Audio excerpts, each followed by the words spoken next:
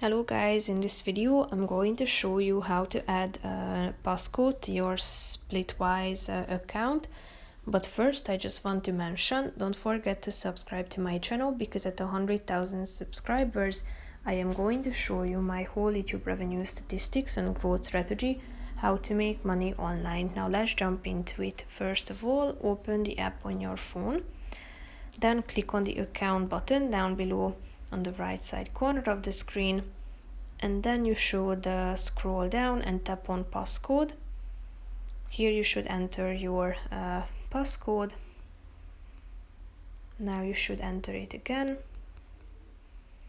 and as you can see it has been saved, and when you open the application you will be required to type in this password. So that's pretty much it for this video guys. See you in the next one. Bye bye.